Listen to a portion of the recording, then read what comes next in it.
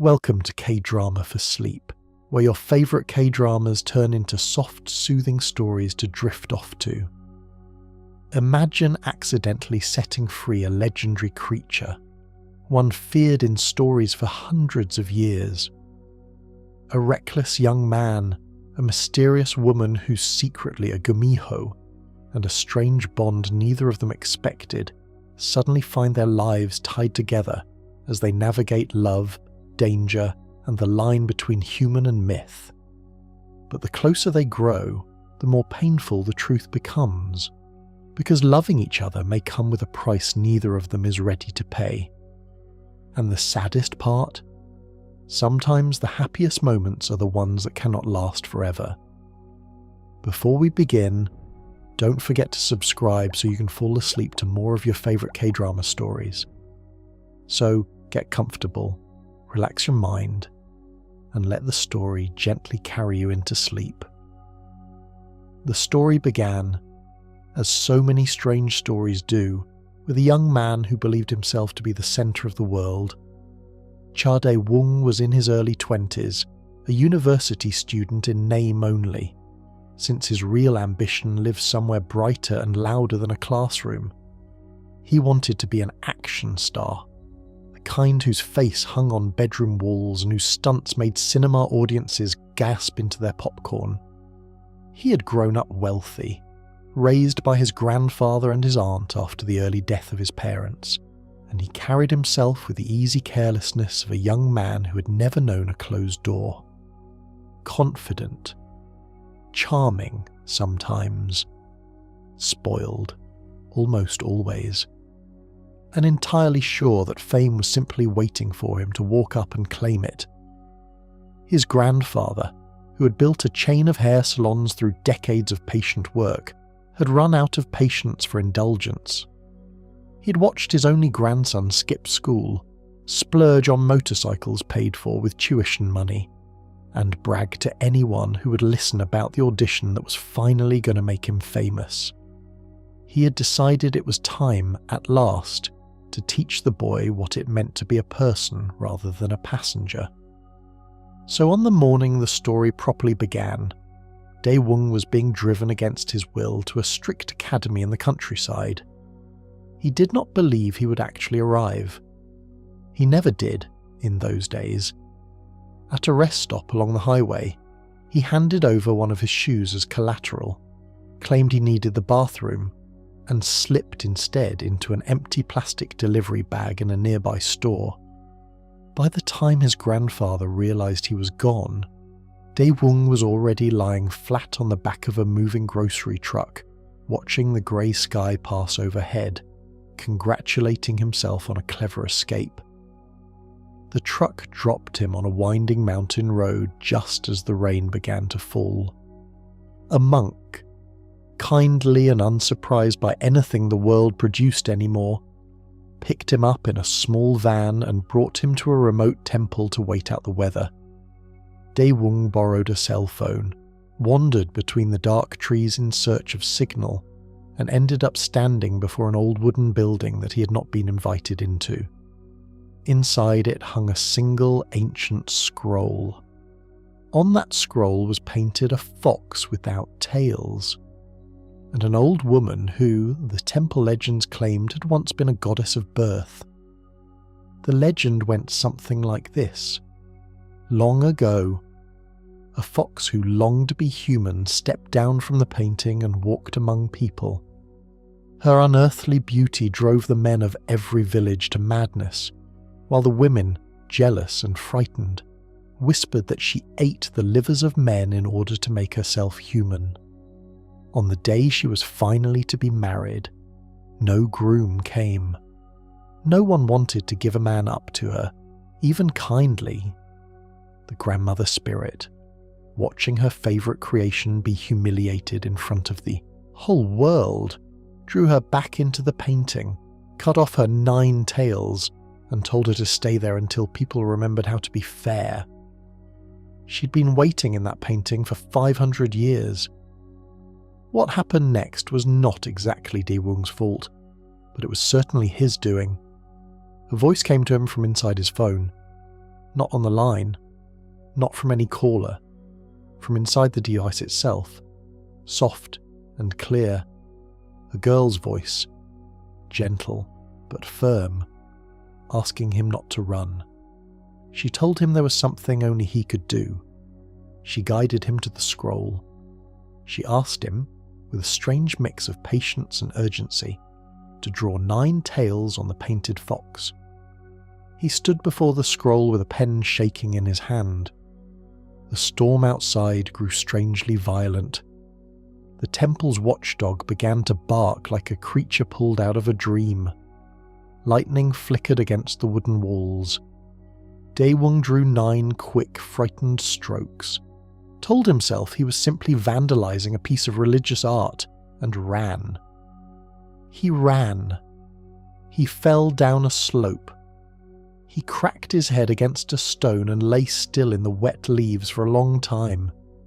He woke in the morning hanging in a tree, with a girl peering up at him with bright, curious eyes.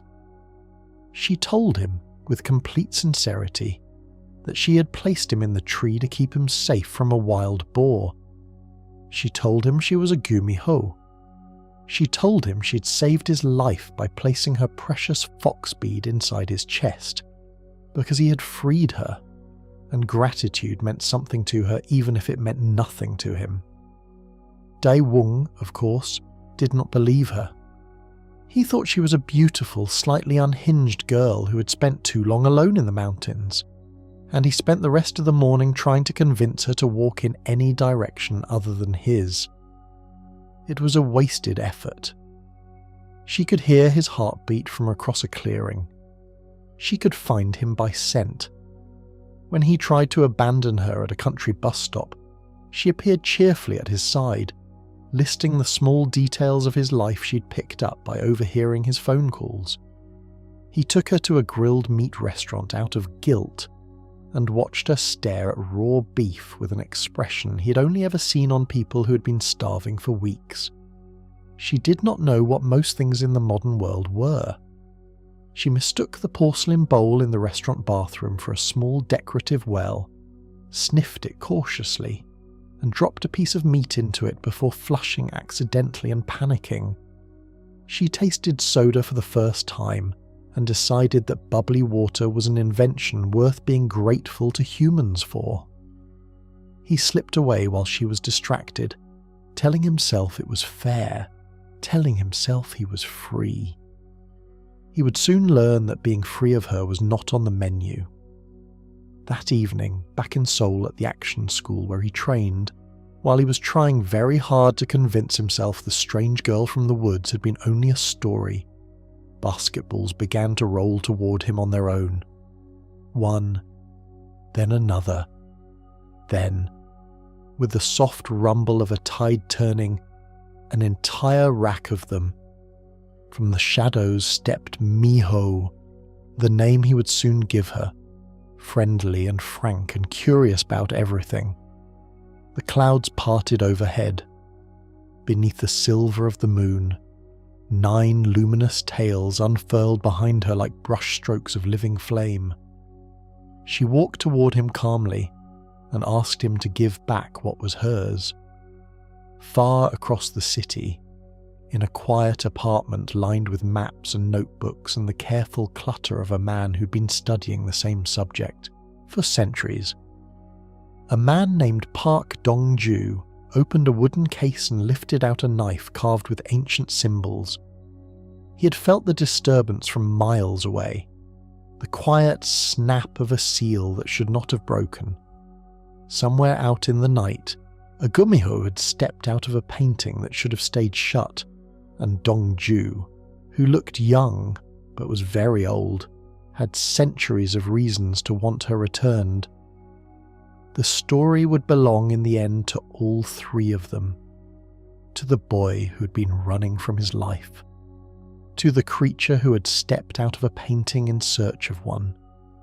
And to the man who had spent 1,000 years carrying a sorrow he had never been able to set down. But on this first night, none of them knew that yet. Miho only stepped closer and reached for what was hers. The fox bead came back to her with a single graceful gesture, and Dae-woong collapsed where he stood. He was not dying, not yet, but he was beginning to fade. His body, which had survived the fall down the mountainside only because the bead had been knitting him back together, suddenly remembered every break and bruise it should have suffered. A shadow gathered around him like smoke, soft and slow. Miho looked down at him with something that almost looked like regret. Then she turned to walk away. She stopped before she reached the edge of the gym. She remembered, against her own intention, the moment earlier that morning when a wild pig had come crashing onto the path and Dae-woong, terrified though he was, had come back for her. He had grabbed her wrist with damp, frightened fingers and tried to pull her behind him, as if his own body could shield her from a creature that could have torn either of them apart. He had not understood that she was the most dangerous thing in those woods. He had only seen a girl who was about to be hurt, and that small, ridiculous act of bravery now bent the entire night in a different direction. Miho returned to him. She knelt down beside his still body, leaned over him, and breathed her bead back into his chest. A soft white light pushed back the dark. He would live, she decided. He would live because she had made up her mind to like him. When Dae-woong woke, the world had quietly rearranged itself. Miho was no longer the strange girl in the woods. She was the strange girl in his life, smiling at him as if she had always belonged there. She made it clear, in her cheerful, blunt way, that as long as he carried her bead, he was hers. She would stay by his side. She would, occasionally, threaten to eat his liver if he misbehaved. Dae-woong, who had never been forced to take anything seriously in his life, suddenly found himself taking her very seriously indeed. He spent the better part of his first day with her trying to flee. He scrambled up a rope to the ceiling of the gym and clung there, panting, while she stood casually below him and asked in the politest voice imaginable whether he wanted some help getting down. When his grandfather called his phone for an update, he dropped the device, and Miho, peering at the unfamiliar object on the ground, picked it up and answered with a serene matter-of-factness that the boy his grandfather was looking for was, at the moment, quite literally on top of her. It is one of the small mercies of the universe that grandfathers usually misinterpret what they hear. What followed was the strangest cohabitation either of them could have imagined. The action school had a small loft at the top, dusty and unused, and Dae-woong made a deal with the building's caretaker, a sweet, easily flattered young woman named Sun-nyo, to stay there, while he sorted out the rest of his life. Sun-nyo, who had carried a vivid crush on Dae-woong for years, was thrilled to be of service, and her quieter friend Byung-soo, who had carried an equally vivid but better hidden affection for Sun-nyo, helped him move in. None of them yet understood what they had agreed to host. Miho moved into the loft beside Dae-woong as if it had always been the plan. She wanted beef for every meal. She marvelled at vending machines and soda bubbles. She asked, with great dignity, what humans were doing when they brushed their teeth, and then she ate the toothpaste. She tried to drink shampoo. She bathed for the first time in 5 centuries and emerged smelling, to her own surprise, like a person, which she announced with such satisfaction that Dae-woong stared at her as if seeing her for the first time. He also worried constantly about the cost of feeding her. He worried about being seen with her. He worried, with a small but persistent fear, that she might one day decide she was hungry for something more than cow. He sat on the floor of the loft with a sword from the costume rack across his lap and a borrowed suit of stage armour over his shoulders, and he read out the legend of the Gumiho on his phone like a man revising for an exam he had not been told he was taking. She watched him from across the room with the affectionate curiosity of someone observing an unfamiliar pet. While Daewoo was busy being terrified, Park Dong-ju was busy being suspicious. He spread out a wall of research about the Gumiho, fixed the monk's broken cell phone, and traced the last call to a sleepy university student in Seoul. The hunt, in his experience, would be quick.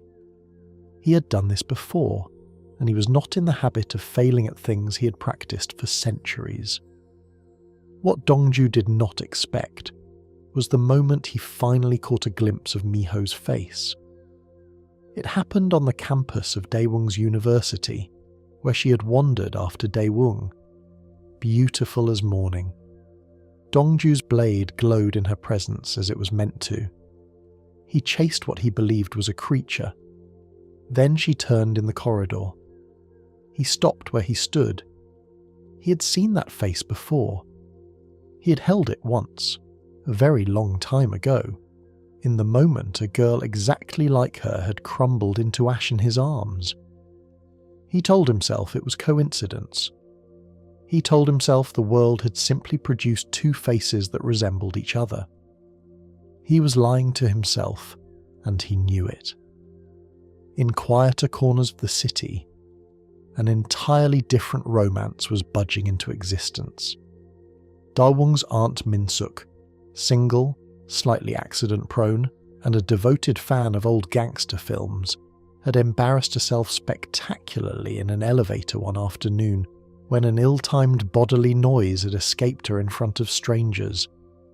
A kindly stranger in a long trench coat had taken the blame on her behalf, without a flicker of judgment. She had walked away thinking she would never see him again. She would.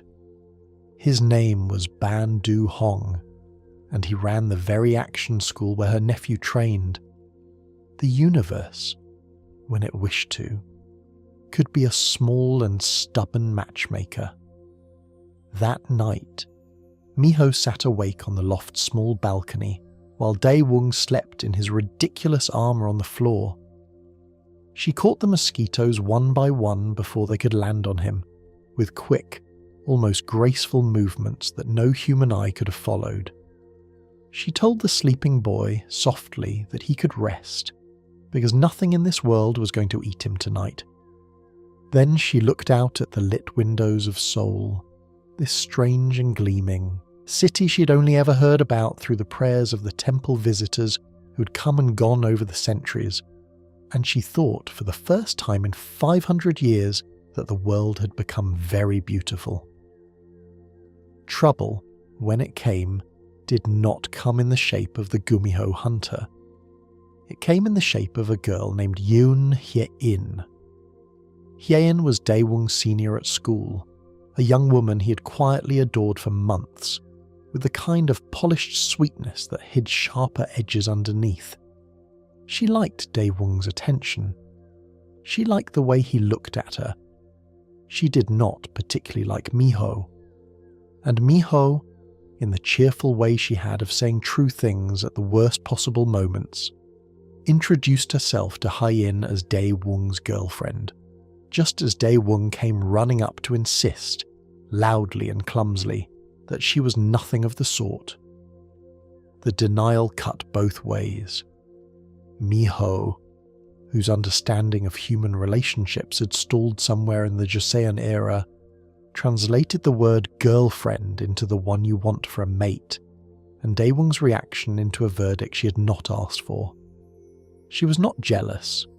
Not quite. She was, by her own logic, simply protecting her bead. She told Daewoo with crisp seriousness that he could not share his energy with another woman because it would damage what was now his to carry. She used the word mate without flinching. She used it again when she was certain he had not understood. Daewoo, tired and embarrassed, and in no fit state to appreciate the precision of her vocabulary, dismissed her warnings as the inventions of a creature trying to get her own way. He did not yet understand that almost everything Miho said about herself was true.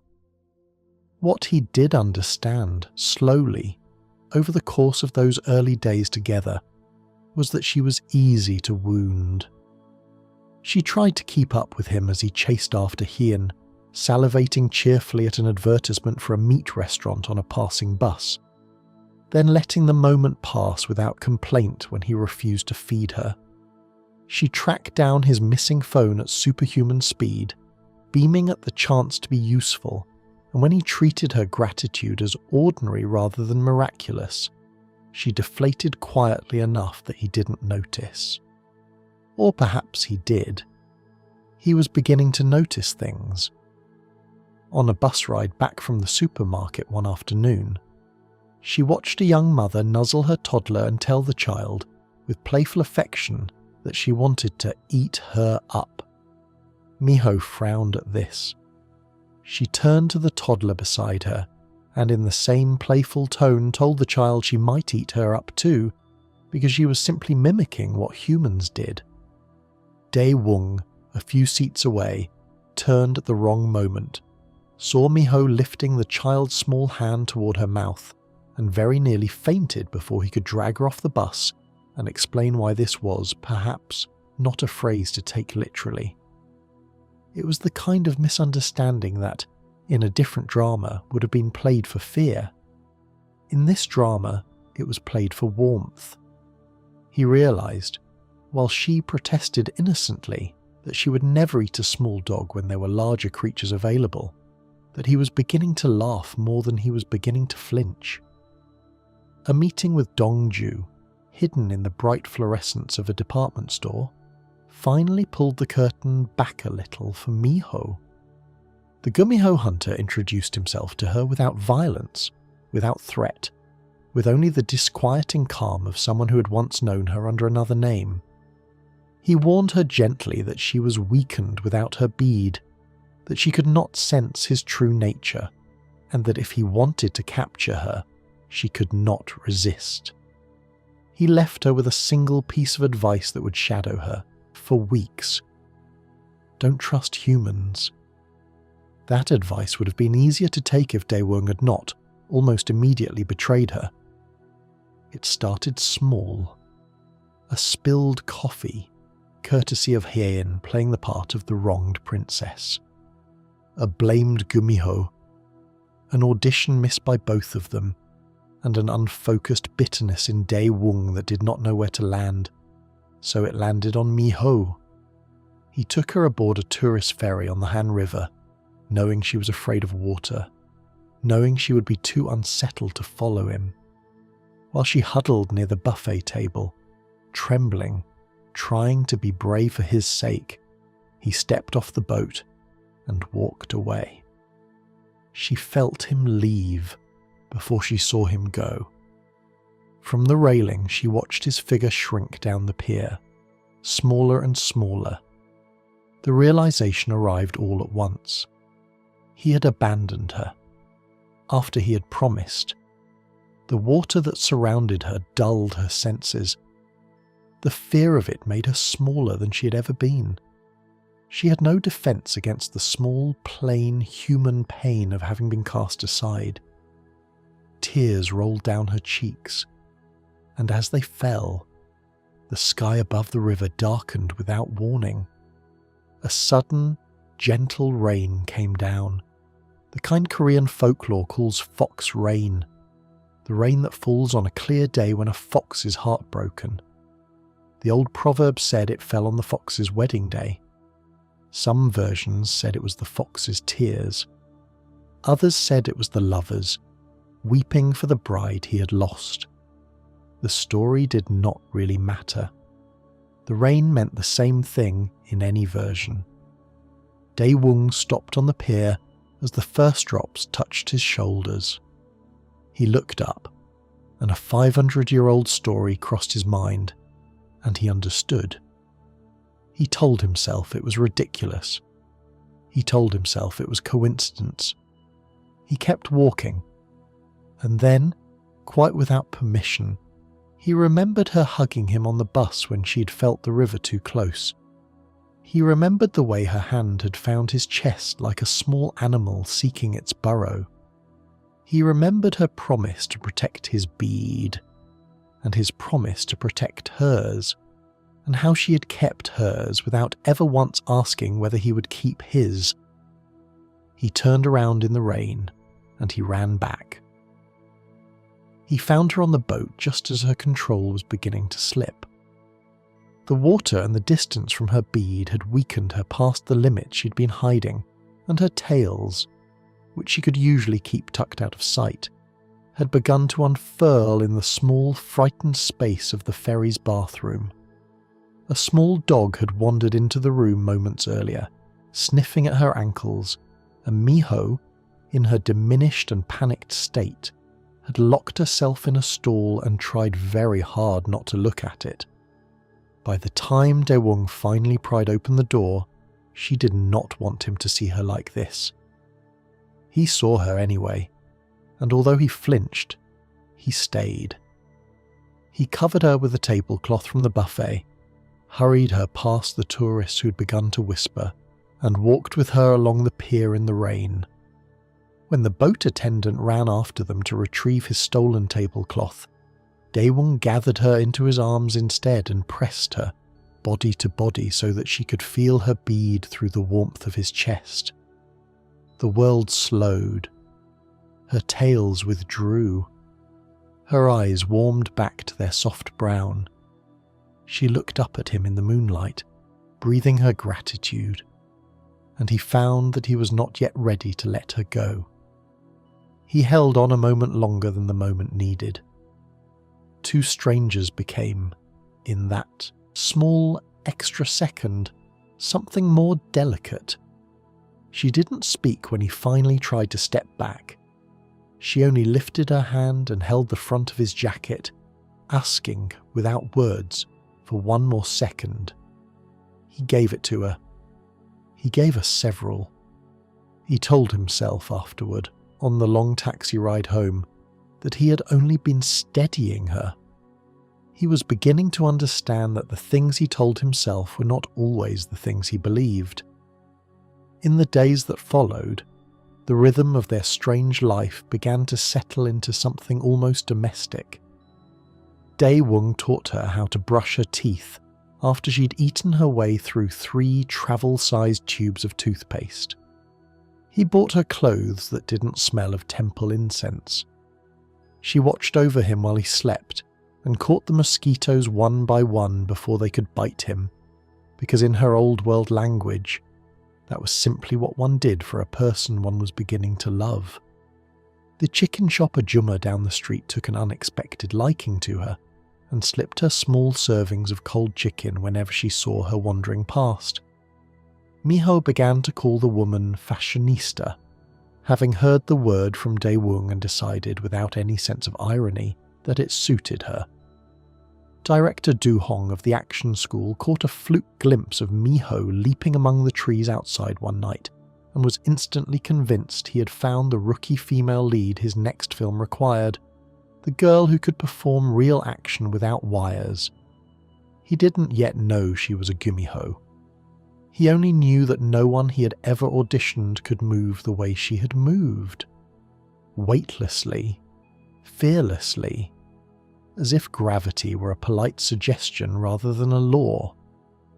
Daewoo heard the news with a flicker of disbelief, then with a flicker of pride, then with a flicker of something colder, because already he was beginning to know how it felt when other men noticed her.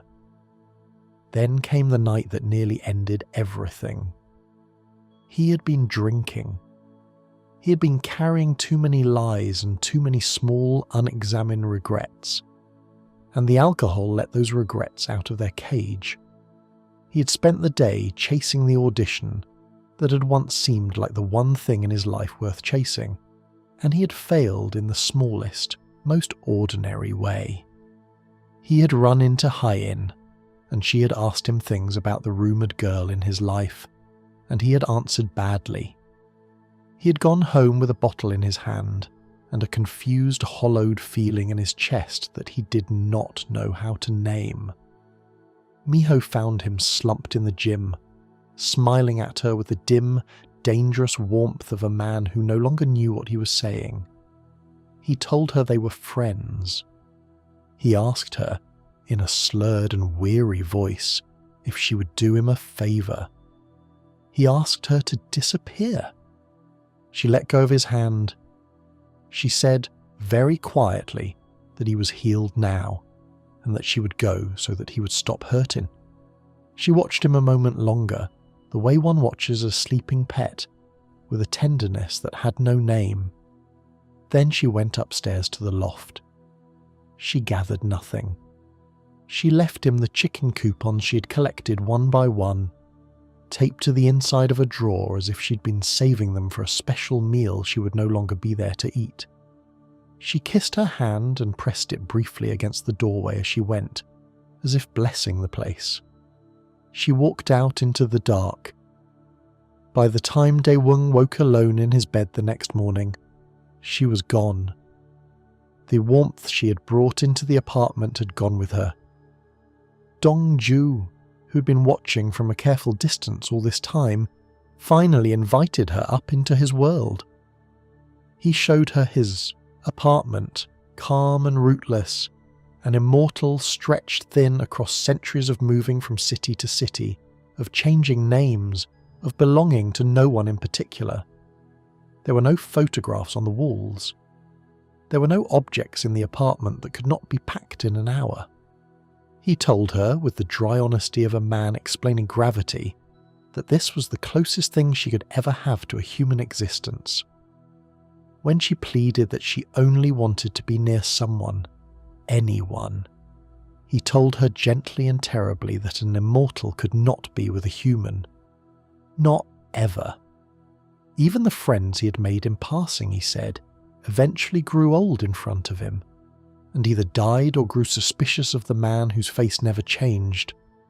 Loneliness, he told her, was not a thing one chose. It was the cost of his particular kind of life, and it would be hers too. Then he laid out the only path that could change that.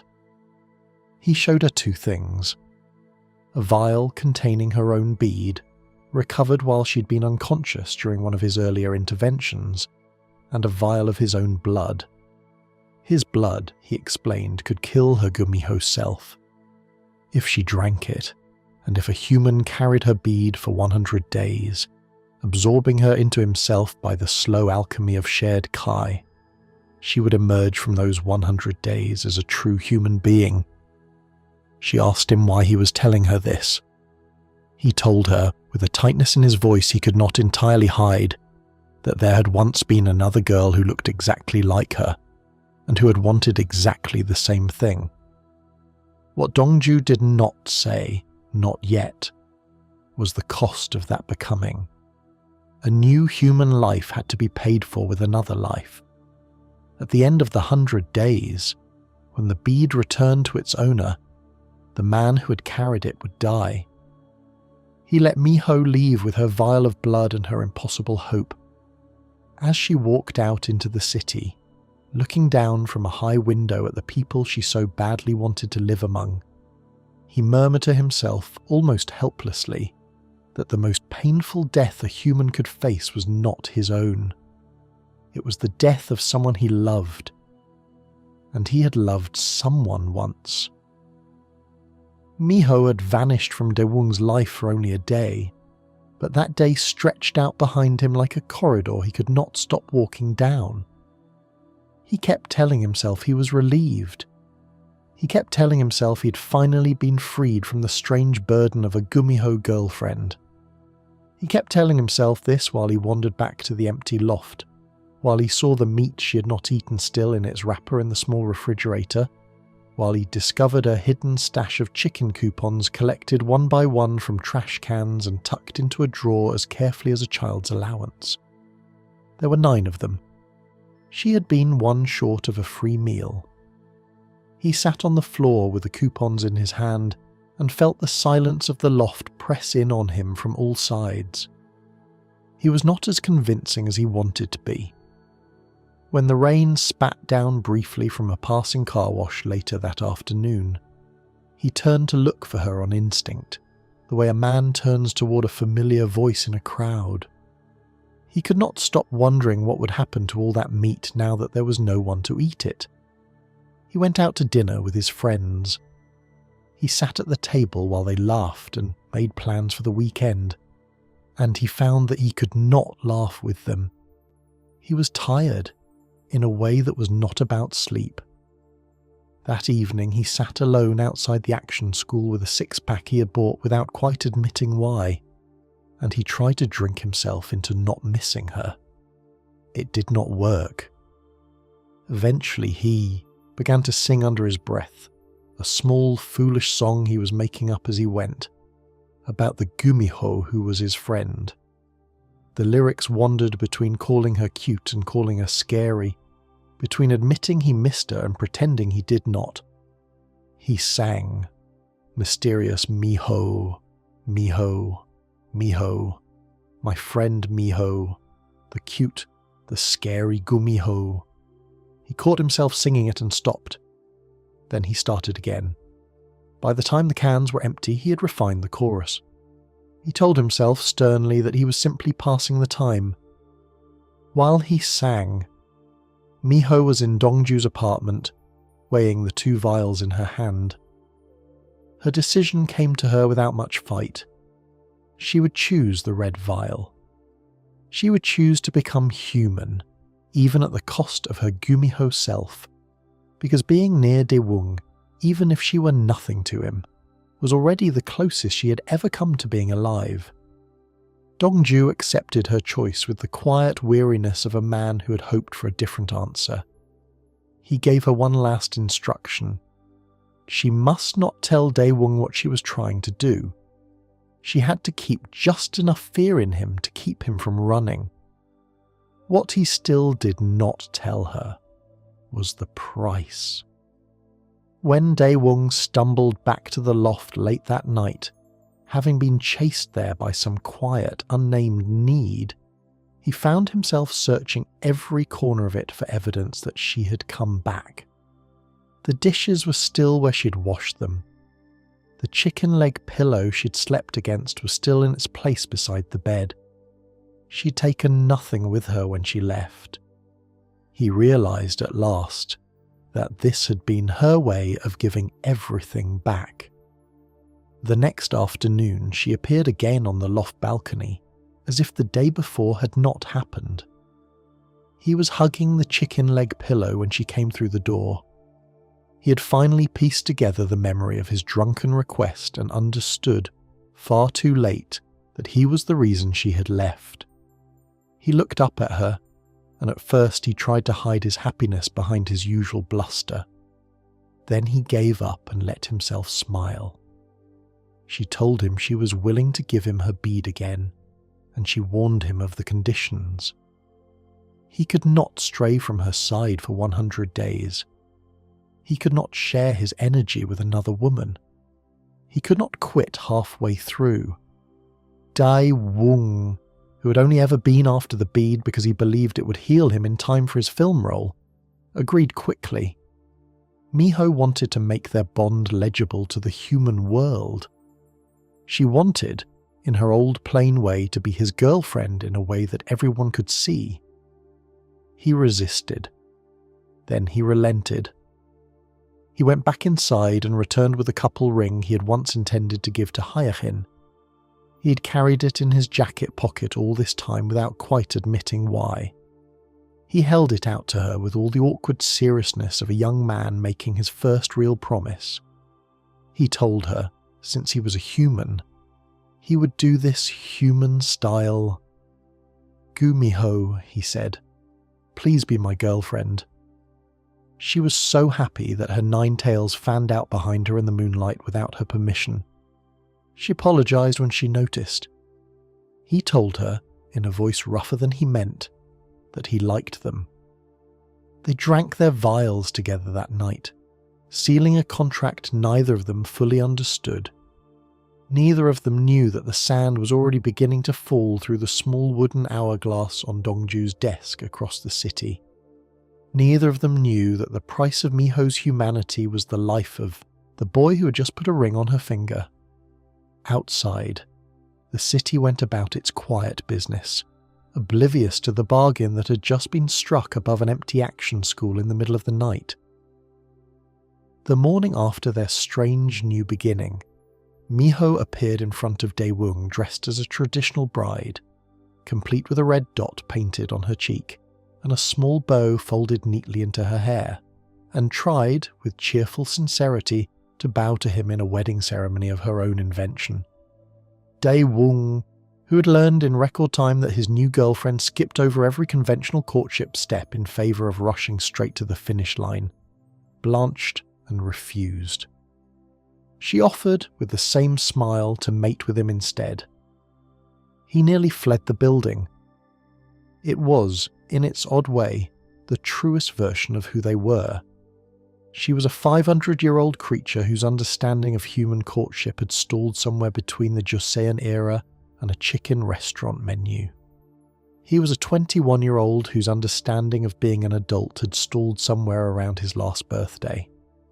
They argued, they teased, they drew up rules, and they broke their rules within minutes.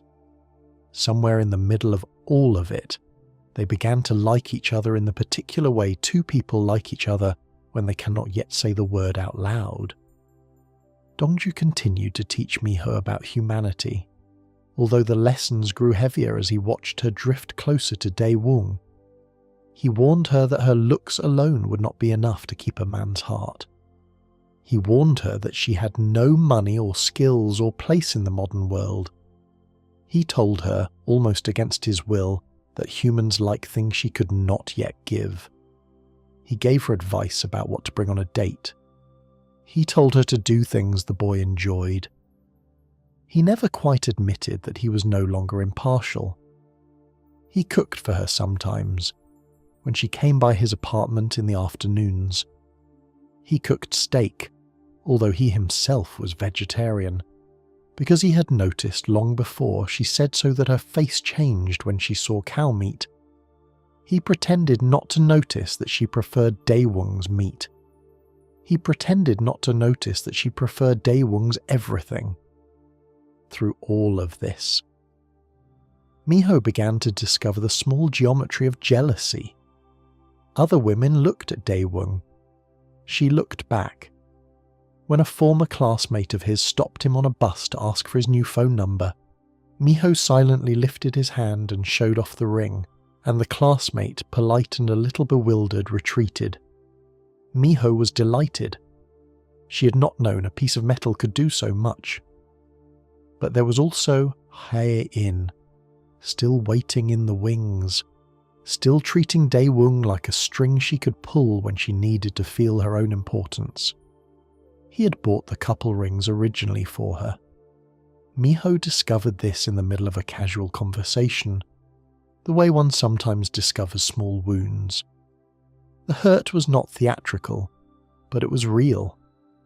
And Daewoo, for the first time in his life, had to learn how to apologize to someone whose feelings mattered to him. He fumbled the apology badly. He insisted, against all evidence, that the rings were not consolation prizes. She held her ring up against the light, examining it with a pout. She forgave him before he had finished apologizing. She always forgave him before he had finished apologizing. A turning point came on the day Hae-in cornered Daewoo with her practiced ultimatums and discovered to her quiet rage that he was no longer hers to control. He left her with vague promises and a bouquet of bought regrets, time equals 0.8 seconds / greater than that same evening.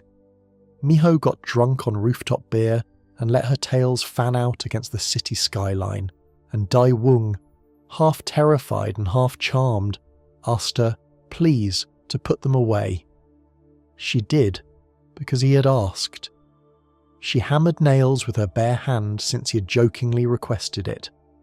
She quieted barking dogs by leaning over the wall and matching their pitch until they fell silent in confused respect. She caught mosquitoes one by one out of the air around his head, because that too was something a girlfriend did. Each thing he asked of her, she did. She did not yet know that Hien was already climbing the stairs of the action school to find them. Miho's keen hearing finally picked up on the approaching footsteps, but by then Dae-woong, who'd been laughing softly at her tipsy enthusiasm, was distracted. When Miho realised whose scent she was smelling on the stairwell, she did not panic. She only stepped lightly onto the rooftop ledge with the simple cheer she always used when she was making a sacrifice for someone else. She told Da-woong she would give him the thing he most wanted. "'Cause I like you," she said, and jumped. She landed unhurt, of course. She was still mostly Gumiho, but the sign at the action school, glued for years above the doorway, had not been quite as fortunate. A small cut opened on her arm where she had brushed against it on the way down. By the time Yin caught up to them on the street below, Miho had already gone to hide in the alleyway, and Da-woong stood with the broken sign in his hands, still half believing he had imagined the jump. Something in him was changing in real time. When Hien arrived demanding answers, the boy who would once have stammered apologies looked her flat in the eye and said, without flourish, that he had asked Miho to stay, that he could not go to her right now, and that his promise was not negotiable. Hai-in, unaccustomed to being denied, stalked off into a snit that would last for weeks. He let her go. He turned back to Miho, who had been holding the heavy sign over his head all this time so that the rain would not touch him, and he understood, perhaps for the first time, what kind of person had walked into his life. She had been holding it for so long her arms were trembling, but she had not said a word. She would not have said a word, he realised, until he himself had finally noticed. He took the sign out of her hands. He told her to come along. He glued the broken letters back onto the sign that night with a tube of household superglue he had bought at the convenience store on the corner. He told her, half teasing, that the glue was rather like her. Once it stuck, it did not let go. She liked this metaphor, because she liked anything that put the two of them in the same sentence, and she helped him press the letters back down with the absurd seriousness of someone restoring a national treasure. When the sign was hung again above the doorway, he tucked the ring back onto his own finger and walked with her into the next chapter of their cohabitation. The two of them began to settle into something that felt less like a contract and more like a household. Dae-woong gave Miho the role of caretaker for the action school, treating her deliberately like a person and not like a creature. He worked around her pride by addressing her in the formal Korean she had once known better than the modern language. Their conversation sometimes sounded like dialogue from a costume drama. She loved this. She had a name now. She had a role. She had a clipboard, briefly. Although she did not really know what the clipboard was for. He let her brag about him to the chicken shop Ajuma down the street, a brisk, warm-hearted woman who became, almost overnight, Miho's first true friend in the city. The Ajuma spoke to her in the rough, affectionate tones of an older woman with no time for nonsense, asked her too many personal questions, and gave her advice about men that bore no relation whatsoever to the situation Miho was actually in. Miho took every piece of advice seriously. The Ajuma decided she was charming in an unusual way, and adopted her into the small, scrappy family of regulars who hung around the fryer at the back of the shop. Behind the small comedies, a deeper current was moving. Dongju gave Miho a copy of an old fairy tale, the story of a little mermaid who had given up her voice and her tail for the love of a human prince. He gave it to her in a bookstore where she had been wandering with him, lifting fashion magazines up to her face and announcing happily that mating, in the human world, seemed to involve rather a lot of paperwork. Miho began to read the mermaid story slowly, one sentence at a time, looking for clues. The story unsettled her. She knew enough to recognize her own situation in it. She refused, however, to believe that the ending had to be sad. When Dae-woong noticed the book one evening, he did what foolish, soft-hearted boys sometimes do when they cannot bear to let someone they love read a sad ending. He waited until she was asleep. He carefully tore out the last few pages and hid them. The next morning, when she discovered the missing pages and panicked, he announced with the firm theatrical confidence of someone who has decided to lie boldly and cheerfully that he already knew the ending. The mermaid, he said, lived. She married her prince. She sang. She raised children. She grew old beside the man she loved, and the sea forgave her, and everyone was happy. He delivered the lie with a small, ridiculous flourish, and Miho, whose face lit up at the news, believed every word of it. When the night of their first proper date arrived, Miho dressed up and met Dae-woong at a cinema, where she made her shy friends Sun-yo and Byung-soo gasp at her transformation. While Dae-woong was away buying drinks, Sun-yo asked innocently about the wallpaper on Miho's new phone. The mermaid, of course. "Are you saying you'll die?" Sun-yo asked. Miho's smile faltered.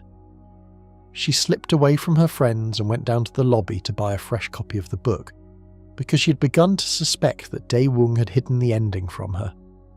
She read the last pages standing at a glass elevator, the lights blurring around her. As the elevator carried her up toward the rooftop, she realized that her version of the story had never been true. The mermaid had not married the prince. The mermaid had turned to sea foam and disappeared.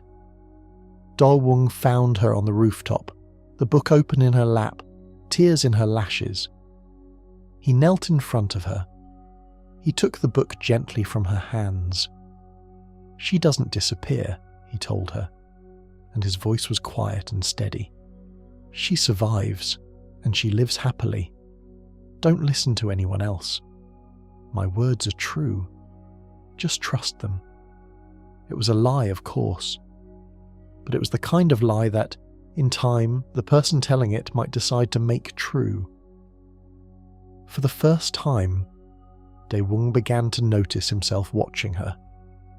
The realization arrived in the home appliances aisle of a department store of all places, where Miho stood beneath a row of electric fans with her hair lifting around her shoulders. She was laughing at something he had said. He looked at her, and his thoughts went very quiet, and he heard his own heart beating too loudly in his ears. He turned the fan off as if that might switch off the feeling. It did not. He did what young men in stories tend to do when they are afraid of liking someone. He overcorrected. He reminded himself again and again that she was a gumiho. He posted up a paper countdown on the wall of the loft, marking the days remaining until their contract expired, as if seeing the deadline written down would be enough to keep him from falling. He insisted she behave more like a creature and less like a girl, as if forcing her into the role of monster would make him stop wanting her. He even forced her to threaten him as he left the apartment, complete with raised fist, so that he could practice fearing her. Miho cooperated, but only sadly. She did the threats badly. Her raised fist was too small. Her growl sounded like a polite cough. She kept forgetting to sound dangerous, because she was not. She was a girl in a borrowed body who had begun, against her own will, to discover that being treated like a monster by the one person whose opinion she cared about was its own kind of slow injury. Dong-ju, his own old wounds flaring, snapped at her in a moment of weakness that she had nothing humans wanted, that Dae-woong would never love her the way she loved him. Miho took the cruelty in stride and asked him with sweet concern if he was feeling unwell. The gumiho hunter, blindsided by her gentleness, found that he could not quite look at her. He turned his face to the window and pretended to consider the weather. She left him with a glass of vegetable juice she had saved for Dai Wung, told him to drink it because it was good for him, and went home. He drank it, determined to give Dai Wung something he truly wanted. Miho began, for the first time in her existence, to earn her own money. She washed dishes at a restaurant for a fraction of a fair wage. She ate her way through a beef commercial as a paid extra, showing such enthusiasm on camera that the producers asked her back the next day. The chicken shopper Juma, who was the one who had pushed her toward these jobs, watched her hand over her small earnings with an expression of mingled pride and concern. Miho had no idea what beef cost. She was certain she was very rich. Daewung stewed at home, refreshing his phone, growing more agitated and more transparently jealous with every silent hour. He called her once. She answered curtly and hung up, because she was elbow deep in a sink full of meat plates and could not afford to chat. He spent the rest of the evening pacing the loft, alternating between rage and embarrassment, telling himself he was not jealous, only worried. By the time she came home, he'd built up an entire indignant speech about how she was always running off to see Dongju. He delivered the speech. She blinked at him and explained, patiently, that she had not been with Dongju. She'd been at a restaurant. She'd been working. He felt for several seconds like the worst person he had ever met. Then she presented him with her gift. She had, in all earnest pride, brought him the cardboard advertising sign for the camcorder he'd once admired in a store window. She had thought he wanted the sign. She had worked herself to exhaustion to bring it to him. She set it down in front of him with a flourish, beaming, certain that this was the moment of triumph. Daewung, to his immense credit, did not laugh. He stared at the sign for a long moment. He felt something inside him collapse very gently, the way a soap bubble collapses, leaving warmth behind. He thanked her. He told her he would put it next to his bed, that it was exactly what he had always wanted, and he meant every word. Later, when he discovered that Hyein had bought him the actual camcorder out of jealousy and had it delivered to the loft like a calling card, he found Miho's cardboard sign in the trash. She had thrown it away after realizing the truth. He carried it back inside. He set up the bouquet of flowers he had bought for her under a single light, like a stage. He told her gently that he had been wrong about her, and she had been wrong about him, and from now on they would simply have to learn each other. She gathered her courage and asked the question she'd been holding in her chest for days. Could he, even though she was different from him, possibly come to like her? He looked up at her, weighing it. A petal fell from the bouquet. He caught it in his palm. He opened his mouth to answer. The door burst open. His grandfather stood in the doorway, eyes blazing with the particular rage of an old man who's been told a story he believes is true, and the moment shattered before Daewung could put words to it. His grandfather had been fed a careful, poisoned story, courtesy of Hyein. Miho was a gold digger. Miho was the reason Daewung was endangering his health for a film. Miho had to go. Grandpa demanded that they break up at once. Miho, hearing it from below, started up the stairs to defend herself, but she did not make it. A new pain seized her chest, the first of the small scheduled deaths Dongju had warned her about. While the men argued upstairs, she slumped to the ground with a hand over her heart, and one of her tails quietly faded out of existence in a moonless room. The pain was sharp and clean, and somehow polite, the way a closing door is polite. It said only, "One less." It is one of the kinder ironies of this story that on the very night of her first death, the man who carried her bead and could have eased her pain was being dragged away from her on the pretext of his grandfather's collapse. Grandpa was only pretending, of course. He had decided, with the practical wisdom of a man who has learned how stubborn his grandson is, that a fake collapse would buy him more obedience than any real argument. The result was the same. Daewoo came home, found Miho looking pale and hiding her pain, and was bullied by his family into staying at the family mansion until things calmed down. She did not tell him she was dying. She told herself it would only make things harder. She told Dongju instead, with a forced cheerfulness, that she was no longer a Gumiho but a Palmiho, since she had only 8 tails left.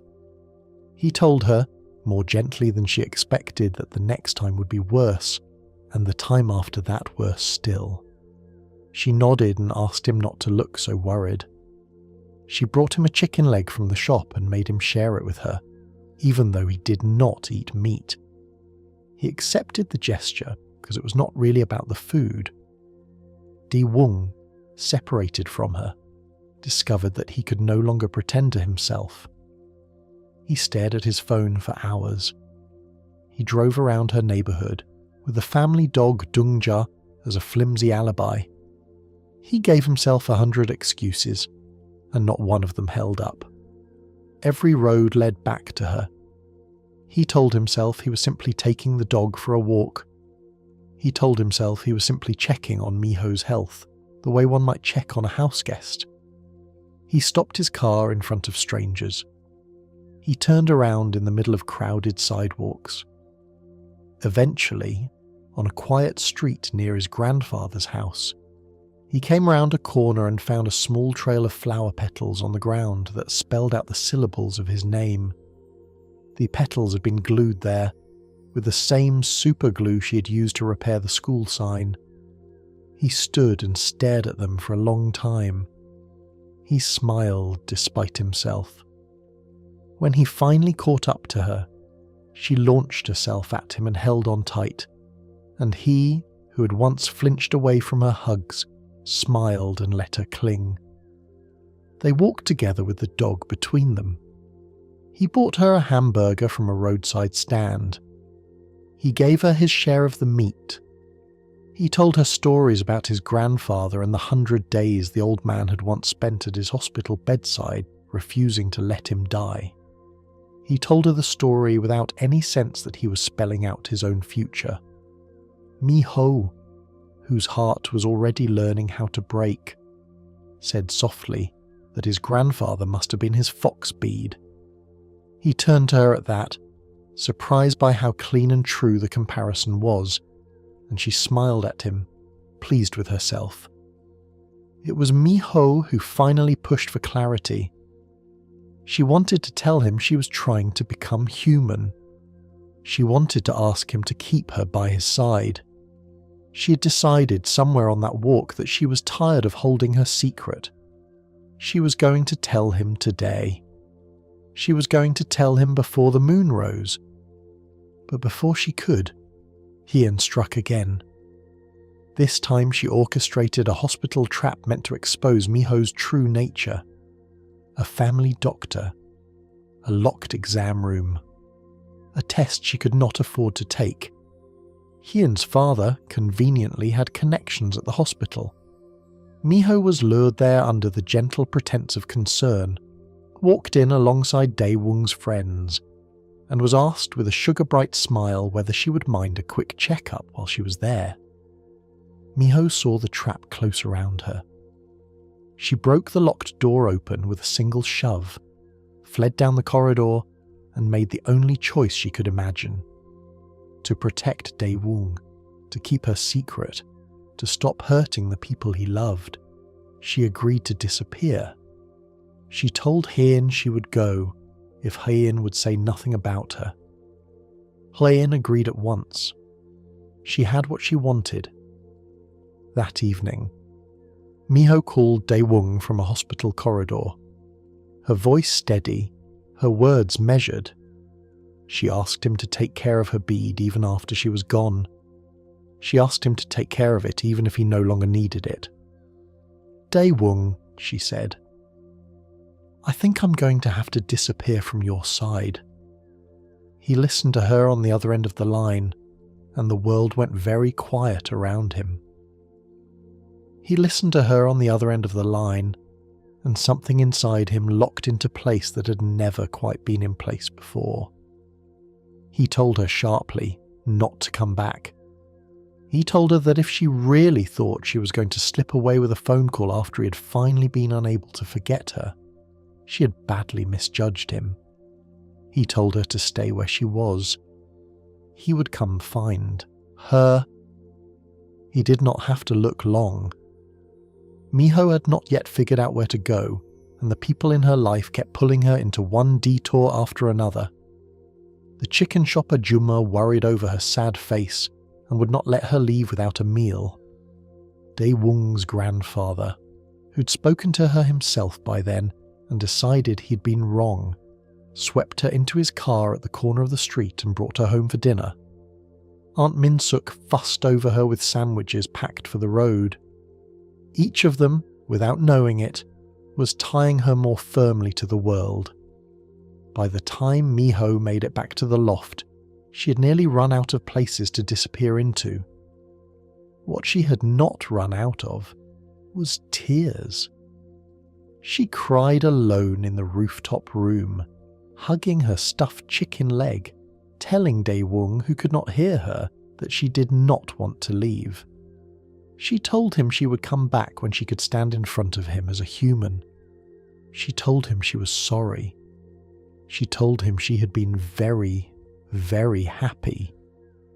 The rain came down across the city. Dae-woong, who had been busy confronting Hai-in and getting the entire ugly truth out of her, was already running by then. He had cornered her in a stairwell. He had asked her plainly what she had said to Miho. She had told him. She had even tried to argue that she had done him a favour. He had answered her, in a voice so cold she almost did not recognise it, that Miho was not a monster and not disgusting, and that whatever Miho was, he had no intention of letting her go. He stopped on a street as the drops touched his shoulders, and he understood. He pulled out his phone. "Stop crying," he begged her. "I don't want to get rained on. You have to stop crying so that I can come to you." She did not stop, not at first. He drew in a breath. He told her simply that he missed her. He missed her so much he could not stand it. She must please stop crying so that he could get there quickly. The rain stopped. He found her waiting for him in the loft. He took her hands.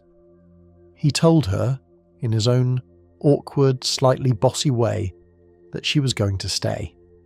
She tried to argue. He cut her off. She tried again. He kissed her on the forehead, very seriously, and told her she'd been wrong about him, and that he had a great deal more practice at being stubborn than she did. For a few precious days, the loft felt like a small kingdom of two. He stopped pretending he was not hers. He cleaned the gym alongside her in the mornings. He bought her flowers without occasion. He took her on a long walk through the streets of his neighbourhood and pointed out the corners where, as a child, he had skinned his knees. She listened to every story as if she were memorising him. He realised, only after the third or fourth, that perhaps she was. From a quiet distance, Dongju watched the boy who had run through the rain for her, and he did something he had not done in a very long time. He wondered if he'd been wrong about humans.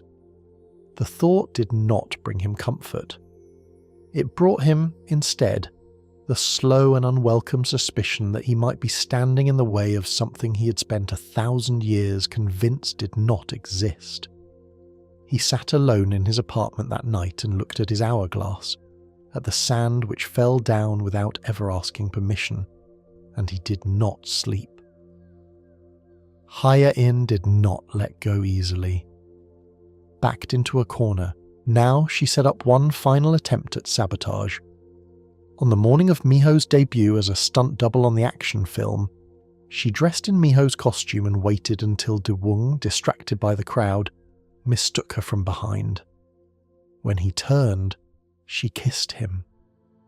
It happened in less than a second. He pushed her away with a fury he had never before shown to anyone. He wiped his mouth with the back of his hand. He shouted at her, loud enough that several crew members turned and stared. But the damage had already been done, not to him, but to the bead inside him. The bead, by Miho's old warning, was bound to react to anyone who shared his key without her permission. High up on a scaffold across the set, Miho felt the wrongness pass through her chest. The world turned briefly inside out. She fell. The fall did not kill her. The safety mat caught her body. It was the rage that came afterward that nearly destroyed everything she had built. When she awoke, her eyes were ringed in cold blue light, and she walked toward Hye-in like something out of an old painting. "Die," she said, and meant it. She moved with a slow, strange grace, knocking boxes from shelves with the ease of a god clearing a table. The crew scattered. Hye-in tried to run. She made it halfway across the soundstage before Miho caught up to her and cornered her against a stack of props. Daewoo threw himself between them. He took the brunt of her shove. He hit a stack of folded scenery, hard, and the couple ring she had asked him to keep safe slipped from his pocket and was crushed under their feet without anyone noticing. He stumbled to his feet. He saw the look on her face. He saw the blue light in her eyes, and the cold fixity of her gaze, and the part of her she had always hidden from him, and which she had kept hidden, he now understood, for his sake more than for hers. He caught her in his arms before she could reach Hye-in. He turned her around. He held her. He told her again and again that he was sorry, until the blue light dimmed and she was Miho again, trembling against his chest. Hye-in stumbled away. Dongju intercepted her in the hallway, his calm voice gone hard. "If you do something this stupid again," he said, "I'll kill you." For once, Hye-in believed him. She would never quite stop being shallow, but she would, after that day, be afraid of the right things. What followed was painful in a quieter way. Miho, ashamed of the monstrousness she had shown, told Daewoo that she had decided after all to leave at the end of the 100 days. He tried to argue. She would not be moved. She no longer trusted herself to stand beside him. She no longer trusted that what she felt for him was anything a human boy could carry. He searched everywhere for her ring.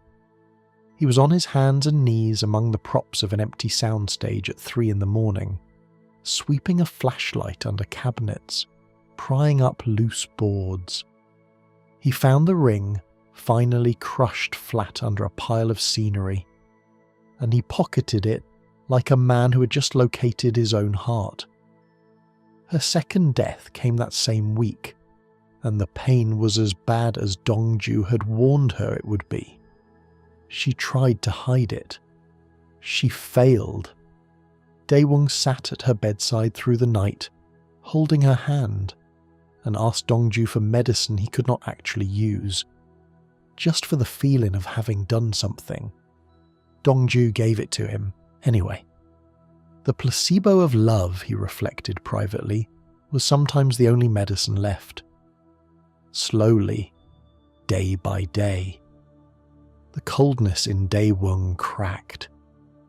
He told Hye-in, when she came to him with another careful calculated warning, that he was not interested in being saved from Miho, that he had lost his mind, and that she should go away with her sane mind and stop trying to understand. He went searching for her ring again, this time inside himself, for the small, certain core of feeling he had been pretending not to have. He found it. He waited until evening. He went to find her in the small park near the building they had once promised to visit together.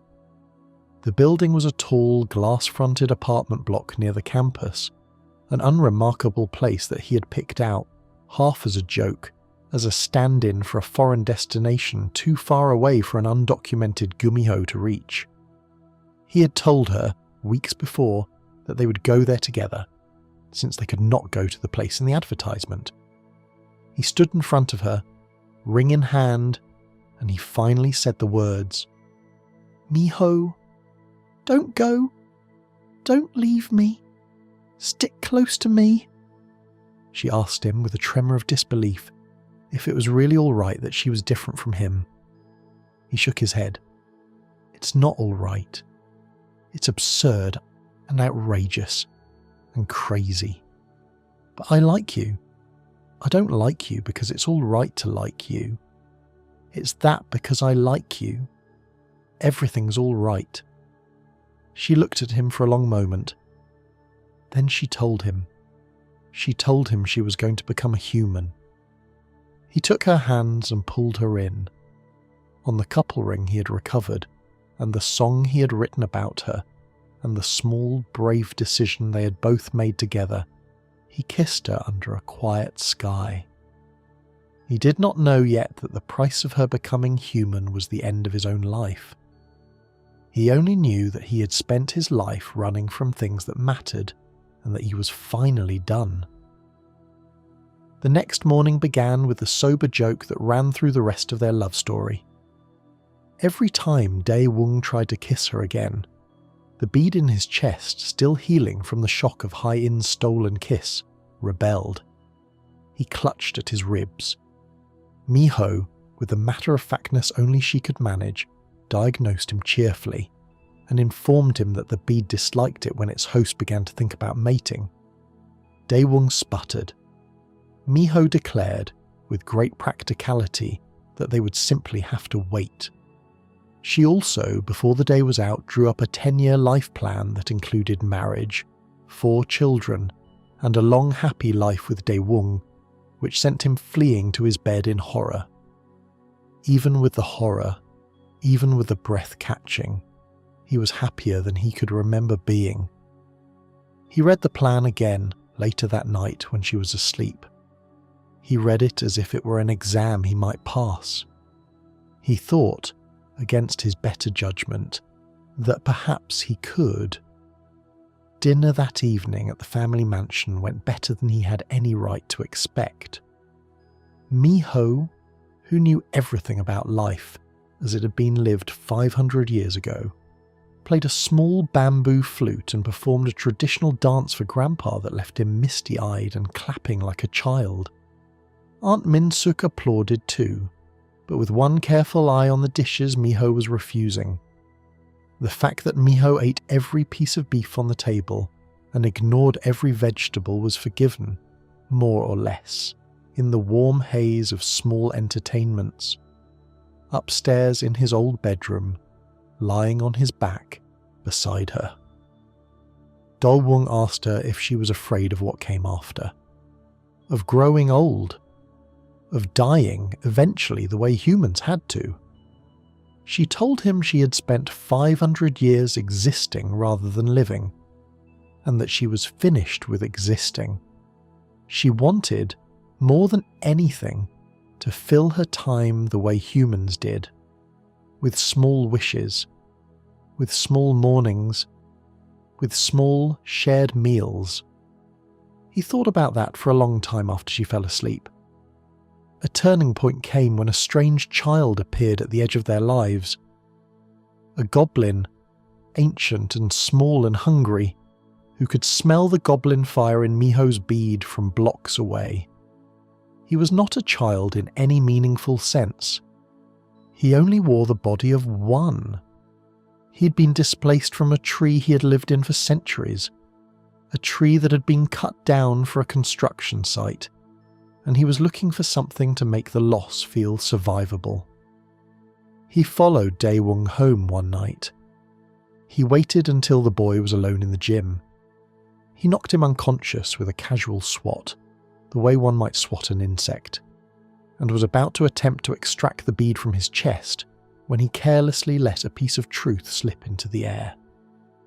"The man who carries a Gumiho's bead," the goblin said cheerfully, "will die when she takes it back. Didn't anyone tell you?" Daewoo heard him say it.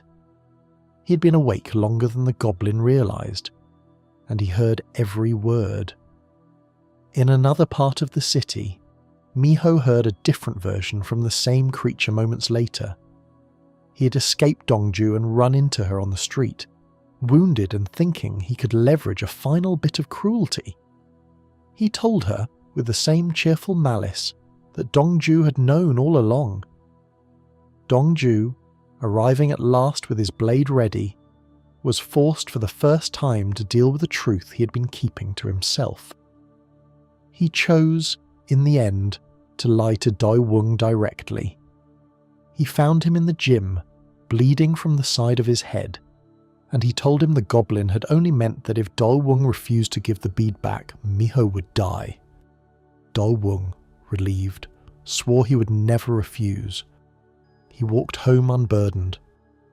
Miho, alone in a park as the rain came softly down, came to a different conclusion.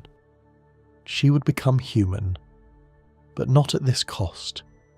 Never at this cost. She was not yet sure what she was going to do, only that she was not going to do this.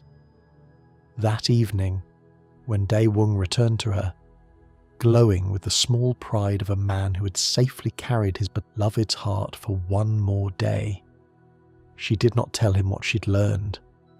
She put her hand on his chest and felt the warm pressure of her bead, and she said, only, "I'll protect you." He did not yet know what she meant. He pulled her close and answered the same. Miho began to live as if she had only weeks left, because she did. She wanted ice cream. She wanted long walks at no particular pace. She wanted small, ordinary outings with the boy she loved.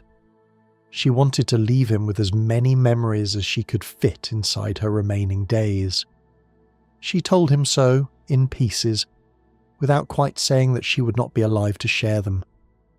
"Even after I'm gone," she said once by a fountain in the middle of a quiet afternoon, "don't be too shocked. Call my name sometimes. Then I'll live in your heart forever." Daewoo, hearing only the surface of her words, made plans for skiing in the winter. He talked about Christmas. He filled their photo album with futures he believed they would both inhabit. He bought a second photo album since the first was nearly full, and presented it to her with the goofy ceremony of a man delivering a state document. She accepted it and laughed. Behind that easy faith, however, doubts were finding their way in. Miho began to fear that Daewoo might forget her once she was gone. She tested him with childish questions and was wounded by his honest, fuzzy answers. He could not remember whether the leaves of the tree where he'd first met her had been pointed or round. She tried to reassure herself. She failed. She tried again.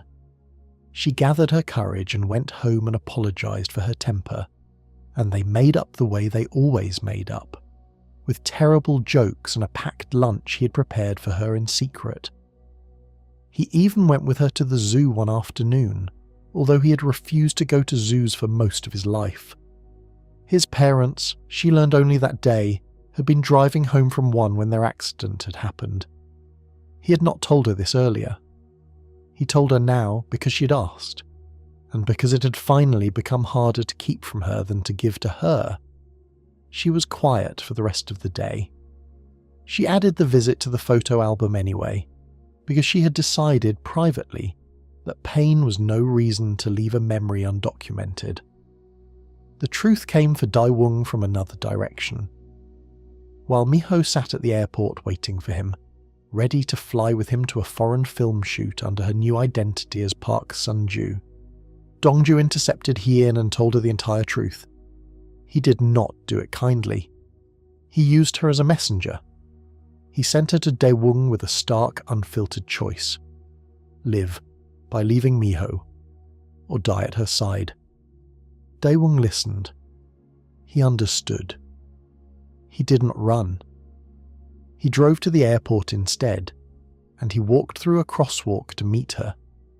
Halfway across, he stopped. He had arrived in time to see Dongju trying to lead her toward another ticket counter, presumably to book her a different flight. She had broken away. He had seen her run for the exit. He had stepped out of his van and met her at the threshold, and she had turned away, and he had spoken the only words that could have stopped her. "Are you just going to run?" he called. "Even though I'm here." She walked toward him. They met in the middle. He told her, with Dongju watching from the curb like a man waiting for something he could no longer prevent, that he refused to accept the only two options that had been handed to him. He would not run. He would not let her die alone. He had a third option, and he had already made up his mind.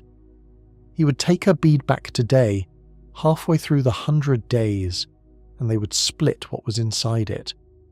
He would surrender half his life.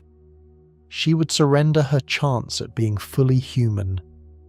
They would both step into the unknown together. She tried to refuse. She told him this was a fantasy. She told him no one knew what would happen. He told her, evenly, that no one ever did, and that this was the part of being human she had not yet learned. "You made decisions without knowing." "I love you," he said. "I won't die for you. Don't die for me." "I love you," she answered, her voice breaking around the words. "I won't die for you. Die for me." He kissed her in the middle of the crosswalk while traffic slowed politely around them. A blue light passed between their mouths as the bead returned to her. Across the city, the small wooden hourglass on Dongju's desk tipped on its base and settled into perfect balance. The sand divided evenly between two glass chambers, two creatures, two lifetimes, gently shared. For one long, fragile moment, it seemed they had won. Then Daewoo slumped unconscious in her arms.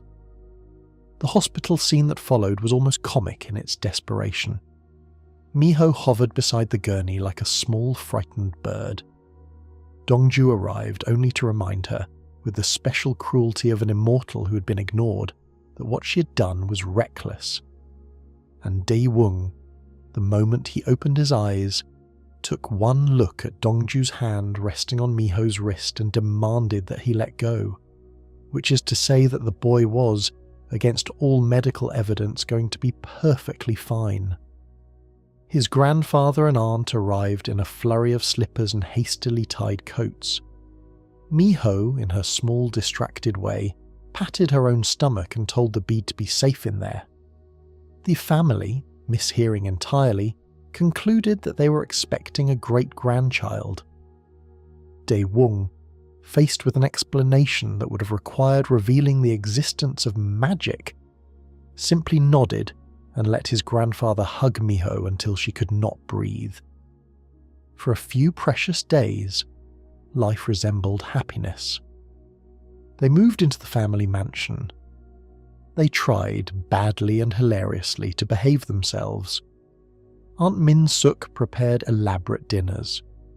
Grandpa called Miho into his study and offered her organic juice with the patient affection of a man who had decided after all to like her. Miho, who hated vegetables, drank the juice anyway and told him it was delicious. He patted her hand. She glowed. But the bead inside her had not finished its work. Dongju's blood was still in her veins, and her ki and the human ki were not mixing peacefully. On the appointed night, against everyone's hope, another tale faded out of existence. She told Daewoo with shining eyes that she must be becoming more human. He said yes, of course she must, and went out to the balcony alone and pressed his forehead to the cold railing and did not cry, only because he had decided not to. The next morning he went to Dongju.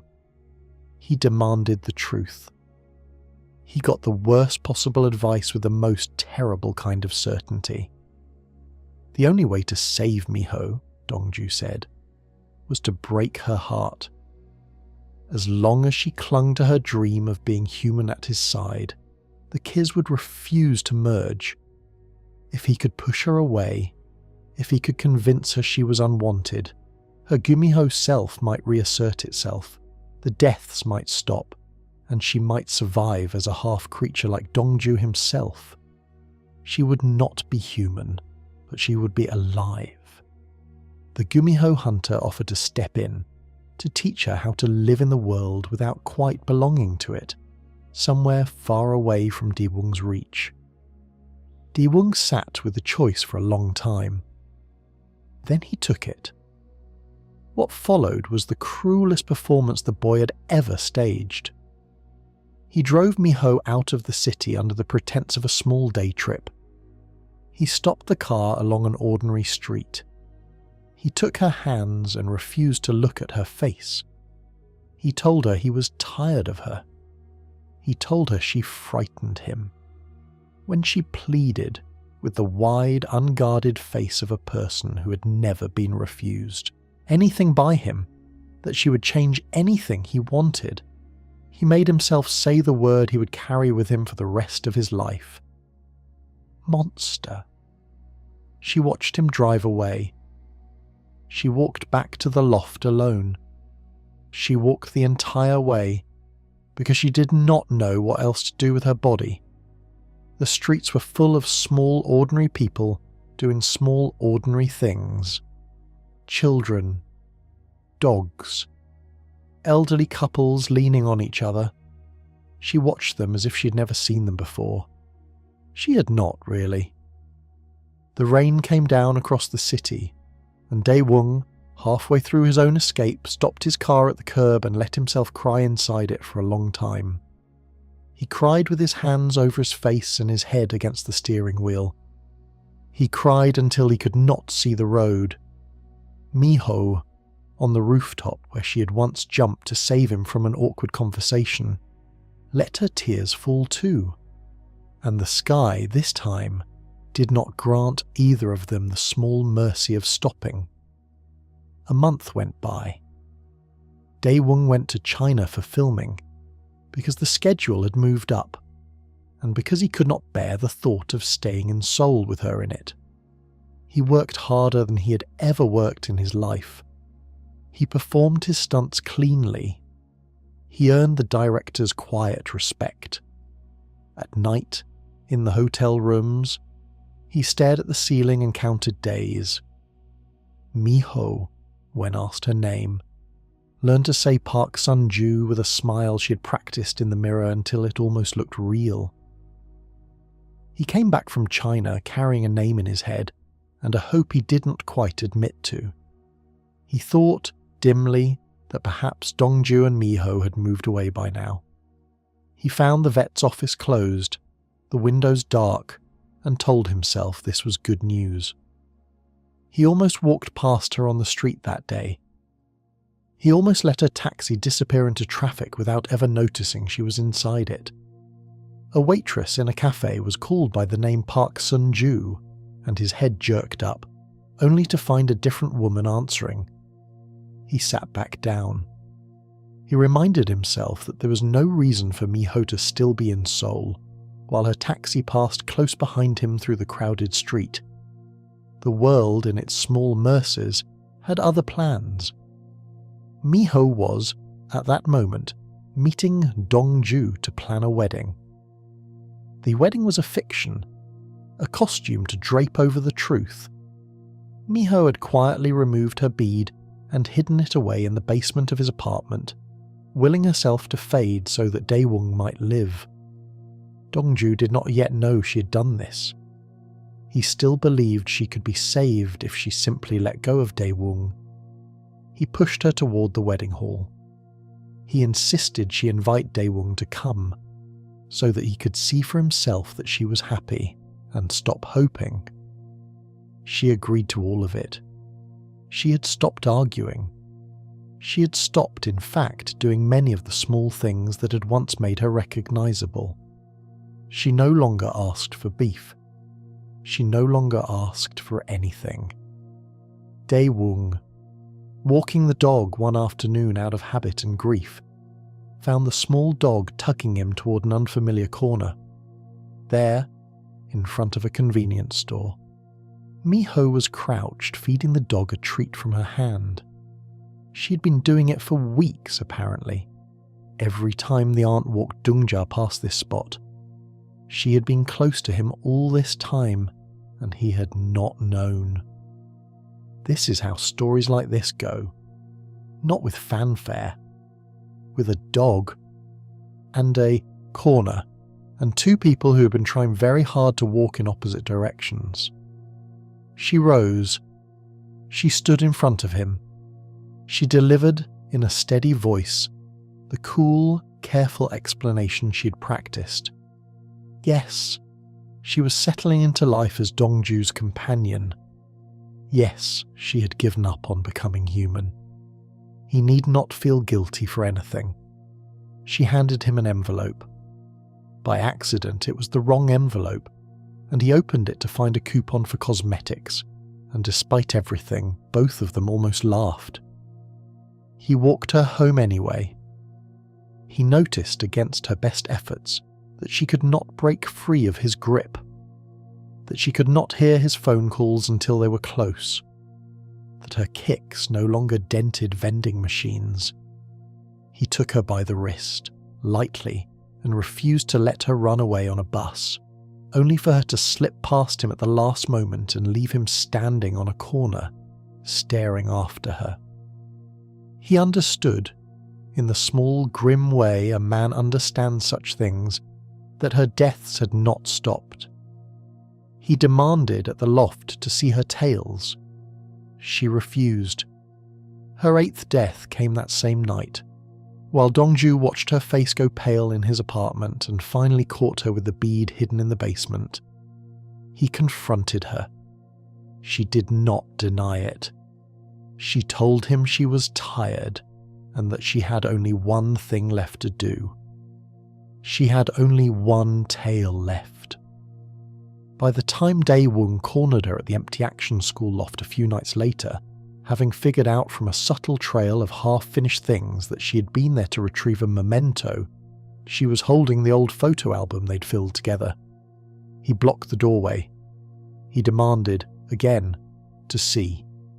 She walked, finally, into the moonlight.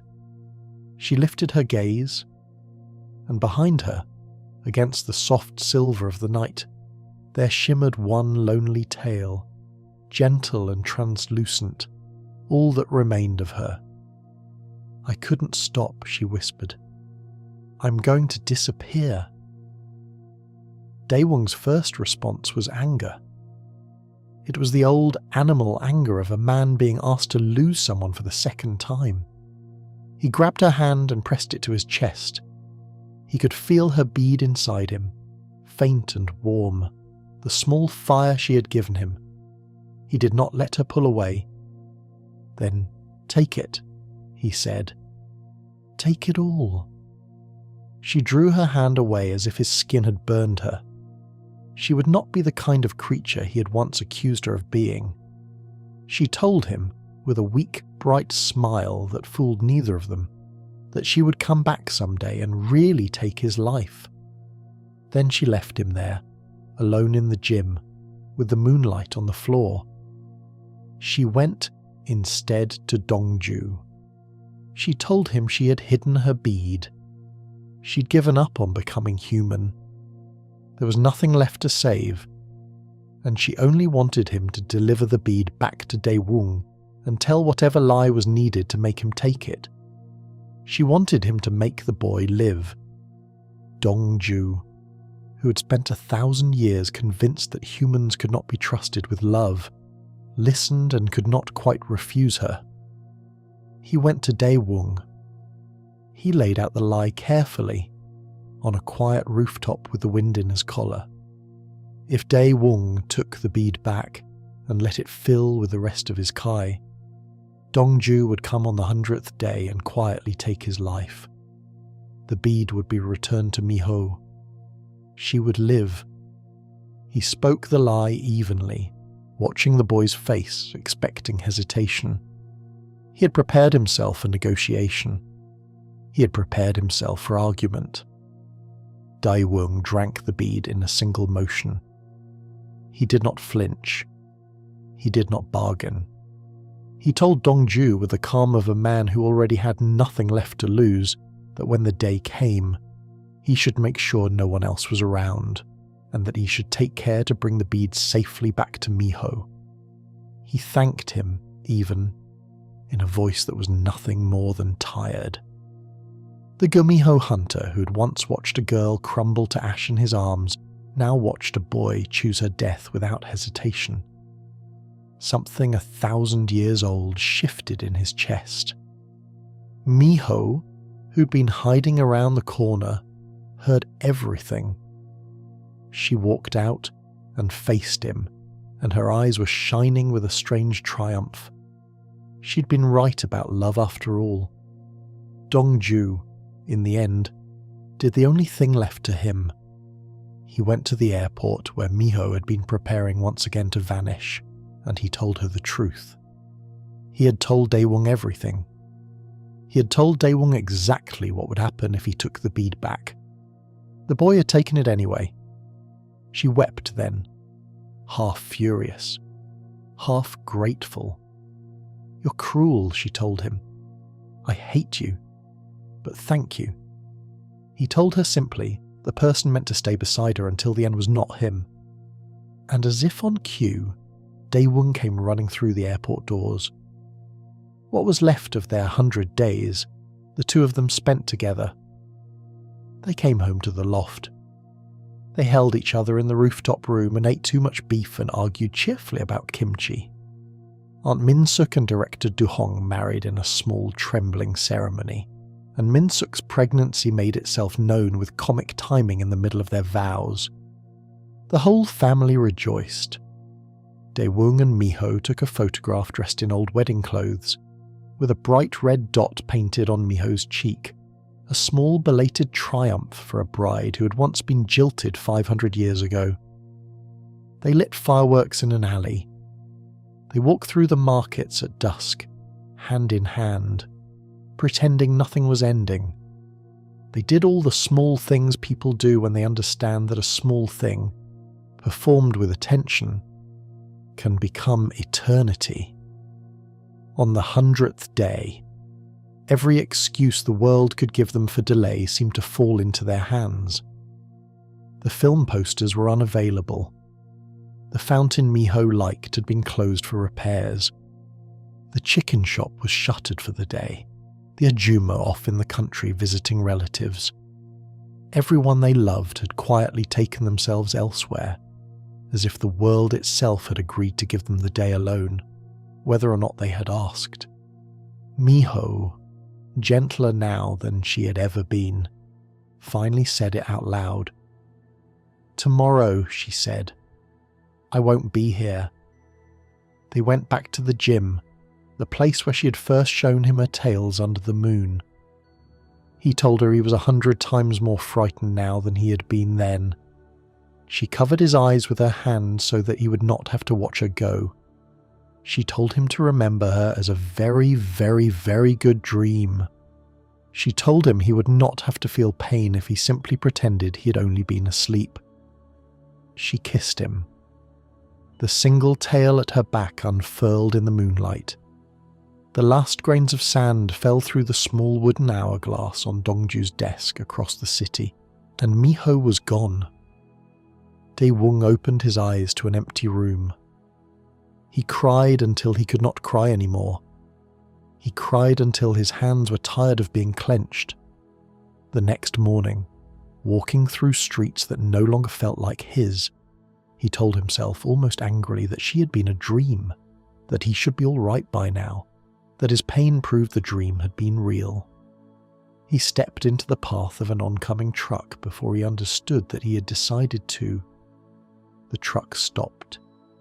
He lay on the asphalt for a long moment, alive, his heart still beating around the small warm pressure of a bead that had not yet decided to leave him.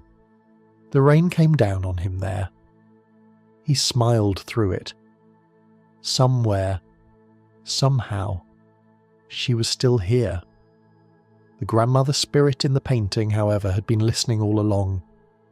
She came down from her scroll. She found Dongju in a quiet park. She asked him, almost as a test, whether I'm sorry or thank you was the right thing to say at the end of a love. He told her, without hesitation, that thank you was the right answer. She smiled at him. After 1,000 years, the weight he had carried since the day he killed Gildal began to ease from his shoulders. He let out a long breath he had not known he had been holding. Months passed. Dae Woong's film became a hit. His friends moved into the next chapters of their own small stories. Aunt Min Suk gave birth to a healthy baby. Director Du Hong, after some private negotiation with his wardrobe, retired the trench coat. Byung-soo started writing his own films, including one about a love affair between a human and a ghost, which he was certain would do better at the box office than Nine Tails ever could. Hien, gentler now, learned to say "I really, really, really like you" with awkward finger guns to a young man with a bright laugh and a pop star face. Dongju reappeared in Dae Woong's life as a professor at his university, his old wandering days finally behind him. He brought books to Dae Woong's set and offered unprompted his quiet company. And then came the day of the eclipse. Dongju found Dae Woong on the film set and told him plainly that the sun and the moon were not supposed to share a sky, but that on this one rare day, they would. The heavens had agreed to break their own rule. Dae Woong's phone, the one that had once belonged to Miho, began to ring. He answered. He heard her voice. He ran through the streets calling her name. He could not find her by the time the eclipse ended, and for a long, terrible moment, he stood alone with a dead phone in a noisy city and thought the heavens had cheated him.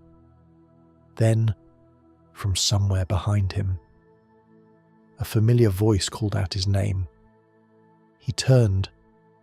She was standing there, just as she had stood there at the very beginning, at the gates of his university so long ago, smiling and waving as if she had only stepped out for a moment. He walked toward her like a man walking through water. He poked her cheek to make sure she was real, the way he had done on the very first morning, when he had not believed in her. She cried a single tear at his touch. He pulled her into his arms before he could ask her what she had come back as, and he found that he did not care. It doesn't matter if you're a ghost, or a gumiho, or a person, he told her. It's enough that you're in front of me. If you're back, that's enough. That night, in their old loft, under a kind moon, he asked anyway. She smiled at him and turned slowly. A single tail unfurled behind her and curled itself softly around his waist. His girlfriend, in the end, was still a fox. And that, at last, was enough.